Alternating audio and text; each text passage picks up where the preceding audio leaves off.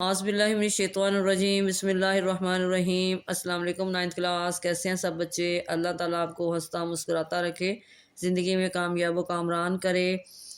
جی بچوں، آج اسلامی لازمی میں باب حرم کا آج کا ٹاپک ہم پڑھ رہے ہیں، بری عادات سے اجتناب۔ سب سے پہلے ہم اس کے حاصلات تعلم پڑھ لیتے ہیں۔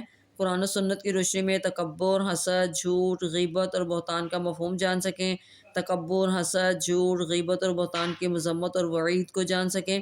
اسوہ رسول اکرم خاتم النبیین صلی اللہ علیہ وسلم سے تکبر، حسد، جھوٹ، غیبت اور بہتان کے بارے میں تعلیمات جان سکیں۔ رشک اور حسد میں فرق کر سکیں۔ تکبر، حسد، جھوٹ، غیبت اور بہتان سے ہونے والے نقصانات کا جائزہ لے کر عملی زندگی میں ان سے محفوظ رہ سکیں۔ تکبر کی وجہ سے ابلیس کے مردود ہو جانے کی قرآنی واقعات سے سبق سیکھ سکیں۔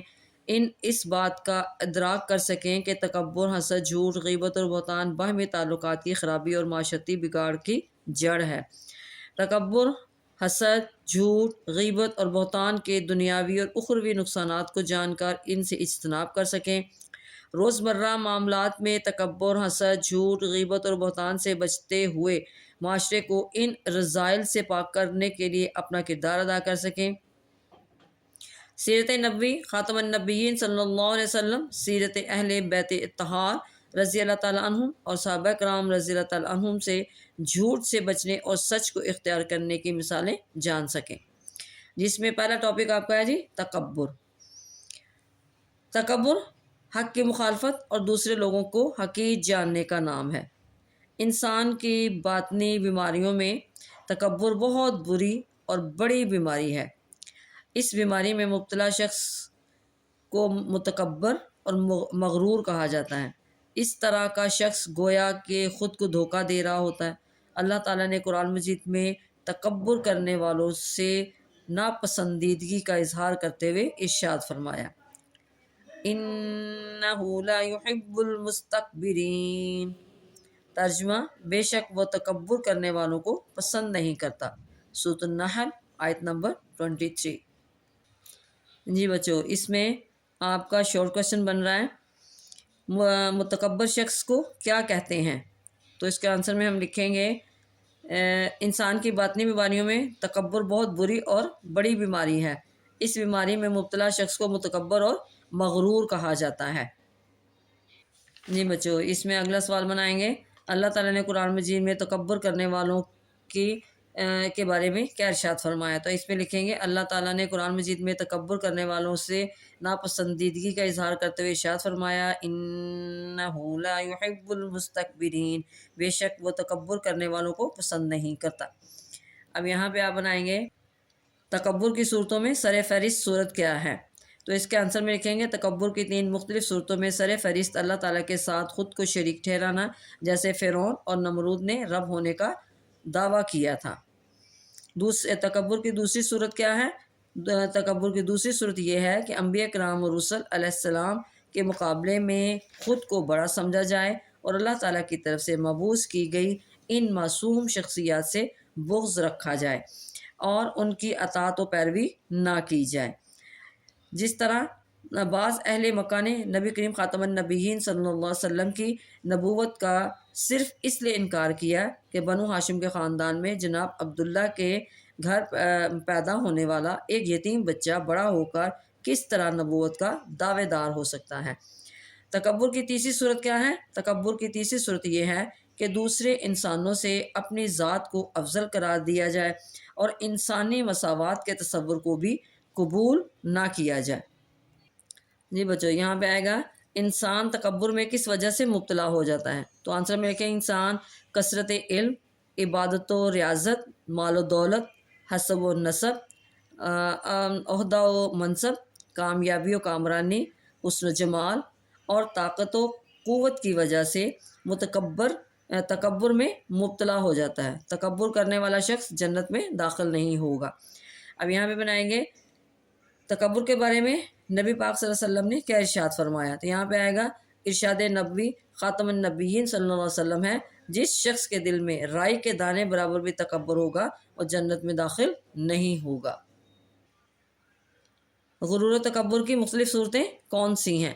تو اس میں ہم لکھیں گے غرور و تکبر کی مختلف صورتیں ہیں، جیسے حق بات کا انکار کرنا، دوسروں کو حقیر جاننا، زمین پر اکڑ اکڑ کر چلنا، کپڑے زمین پر گھسیٹتے ہوئے چلنا، اپنے سے کم مال و دولت والے کے پاس بیٹھنے سے نفرت کرنا، اس کے ساتھ بیٹھ کر کھانا کھانے کو ناپسند کرنا، اور اپنے آپ کو دوسروں سے افضل سمجھنا، جیسا کہ شیطان نے اللہ تعالیٰ کے حکم کے باوجود آدم علیہ السلام کو سجدہ کرنے سے انکار کیا۔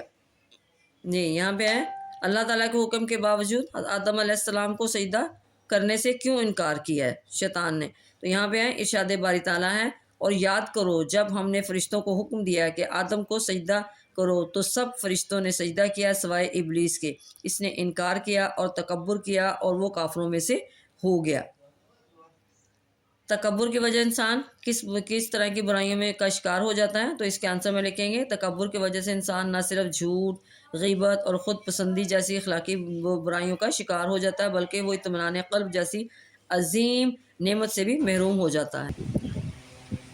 اچھا جی، تکبر سے محفوظ رہنے کے بہترین طریقہ کیا ہے؟ تکبر سے محفوظ رہنے کا بہترین طریقہ یہ ہے کہ ہم اللہ تعالیٰ کی معرفت حاصل کریں اور انبیاء کرام علیہ السلام کی تعلیمات پر عمل کریں، تاکہ ہم دنیا اور آخرت میں کامیاب ہو سکیں اور ہمارا معاشرہ امن و سلامتی کا گہوارہ بن سکے۔ جی بچوں، آگے ہمارا دوسرا ٹاپک ہے حسد۔ یہاں پہ سوال بنے گا حسد سے کیا مراد ہے، تو آئے گا آنسر حسد سے مراد وہ کیفیت ہے جس میں ایک انسان کسی دوسرے کے پاس اللہ تعالیٰ کی عطا کی ہوئی نعمت پر خوش نہیں ہوتا، بلکہ یہ خیال کرتا ہے کہ کاش اس کے پاس یہ نعمت نہ ہوتی، یا کاش دوسروں سے یہ نعمت چھین لی جائے۔ آئے گیا جی رشک سے کہتے ہیں اگر کوئی شخص یہ سوچتا ہے کہ جو نعمت دوسرے کسی شخص کے پاس ہے کاش میرے پاس بھی ہوتی، تو اس کو رشک کرنا کہتے ہیں۔ حسد کے بارے میں نبی کریم خاتم النبیین صلی اللہ علیہ وسلم نے بچنے کی تلقین کرتے ہوئے کیا ارشاد فرمایا؟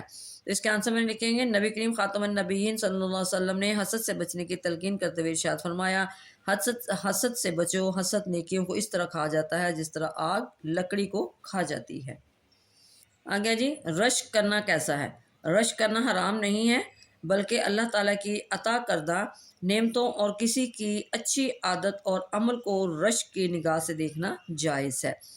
اب یہاں پہ جی نبی کریم خاتم النبیین صلی اللہ علیہ وسلم نے رشک کے جائز ہونے کے حوالے سے کیا ارشاد فرمایا؟ تو آنسر میں لکھیں گے نبی کریم خاتم النبیین صلی اللہ علیہ وسلم نے رشک کے جائز ہونے کے حوالے سے ارشاد فرمایا، رشک کے قابل تو وہ ہی آدمی ہے رشک کے قابل تو دو ہی آدمی ہیں، ایک وہ جسے اللہ نے قرآن دیا اور وہ اس کی دن رات تلاوت کرتا رہتا ہے، اور دوسرا وہ جسے اللہ نے مال دیا ہو اور وہ اسے اللہ کی راہ میں دن رات خرچ کرتا رہا۔ جی یہاں پہ بنائیں گے حسد کا تعلق کس سے ہے؟ حسد کا تعلق دل سے ہے، افعال سے نہیں ہے، لہٰذا جو شخص کسی بھی مسلمان کی برائی چاہے وہ حاسد ہے۔ یہاں تک آئے گا پھر آجی بعض اوقات انسان اس حد تک گر جاتا ہے کہ حسد کی وجہ سے قتل و غارت پر بھی اتر آتا ہے، جس طرح قابیل نے حسد کرتے ہوئے اپنے بھائی حابیل کو قتل کر دیا تھا۔ جی یہاں پہ لکھیں گے حسد کے نقصانات تحریر کریں۔ یہاں پہ لکھیں گے حاسد اپنی تخلیق کا مقصد بھی کھو بیٹھتا ہے اور مایوسی کی دلدل میں دھنستا چلا جاتا ہے، جیسا کہ یہود مدینہ محض حسد کی وجہ سے رسول اللہ خاتم النبیین صلی اللہ علیہ وسلم پر ایمان لانے سے محروم رہے۔ نبی کریم خاتم النبیین صلی اللہ علیہ وسلم نے حسد کے بارے میں کیا فرمایا؟ تو یہاں پہ جی نبی کریم خاتم النبیین صلی اللہ علیہ وسلم نے رات کو سونے سے پہلے حسد سے اللہ تعالیٰ کی پناہ مانگ کر سوتے تھے۔ آپ خاتم النبیین صلی اللہ علیہ وسلم موذتین، سورۃ الفلق، سورۃ الناس اور آیت الکرسی پڑھتے اور اپنے ہاتھ پر پھونک مار کر پورے جسم پر مل لیتے تھے۔ جی بچوں، یہ آج کے ہم نے دو ٹاپک اس کی ہم نے ریڈنگ کی، اس کے سوال ہم نے بنائے اور اس کو ہم نے آج سمجھا۔ جی بچوں، تکبر پڑھا ہم نے، جس میں کہ بتایا گیا ہے کہ سب سے پہلے تکبر کس نے کیا؟ شیطان نے، وہ اپنے تکبر کی وجہ سے ابلیس بنا۔ اسی طرح یہ حسد ہم نے پڑھا، حسد میں بتایا گیا ہے کہ حسد کرنے والا انسان اس کی بتایا جاتا ہے کہ حسد اس طرح نیکیوں کو کھا جاتا ہے جس طرح آگ لکڑی کو کھا جاتی ہے۔ تو ہم نے ان دونوں ٹاپکس کو اچھی طرح پڑھ لیا، سمجھ لیا۔